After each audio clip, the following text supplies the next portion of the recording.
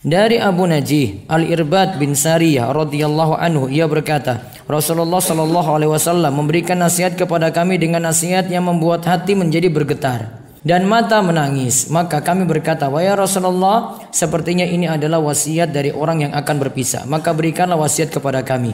Nabi sallallahu alaihi wasallam bersabda, aku berwasiat kepada kalian agar bertakwa kepada Allah, mendengar dan taat meskipun kalian diperintah atau dipimpin oleh seorang budak. Sungguh orang yang hidup di antara kalian sepeninggalku, ia akan melihat perselisihan yang banyak. Oleh karena itu wajib atas kalian berpegang teguh pada sunnahku dan sunnah khulafaur rasyidin yang terbimbing, yang dapat petunjuk dalam ilmu dan amal.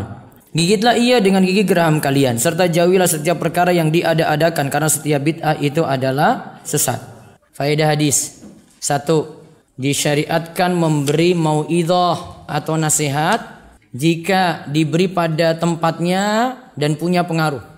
Terus 2, jika hati dalam keadaan takut, maka air mata akan berlinang. Berarti sebaliknya, hati yang kelam artinya penuh maksiat, maka sulit membuat air mata menangis.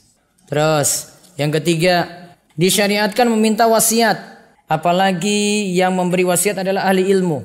Keempat, wasiat terpenting adalah takwa. Karena takwa adalah nasihat orang terdahulu dan orang belakangan. Kemudian faedah kelima, pentingnya mendengar dan patuh pada penguasa kaum muslimin. Pokoknya apa saja yang diperintahkan selama itu bukan maksiat ditaati. Walaupun punggungmu itu dipukul, hartamu diambil paksa, tetap mendengar dan taat. Maka banyak sabar terhadap pemimpin. Terus yang keenam, pentingnya berpegang teguh pada ajaran Nabi sallallahu alaihi wasallam dan juga pada ajaran khulafa ar-rasyidin al-mahdiyyin. Terus ketujuh, hadis ini menunjukkan mukjizat Nabi sallallahu alaihi wasallam, yaitu orang yang hidup setelah beliau akan melihat perselisihan yang banyak. Terus yang kedelapan, berpegang teguh pada ajaran Nabi sallallahu alaihi wasallam dan ajaran khulafa ar-rasyidin, itu jalan keselamatan. Terus yang kesembilan, hadis ini jadi dalil bahayanya bid'ah, karena disebut setiap bid'ah itu sesat. Terus kaidah dari hadis, ini kaidah dalam ittiba, setiap bid'ah itu sesat.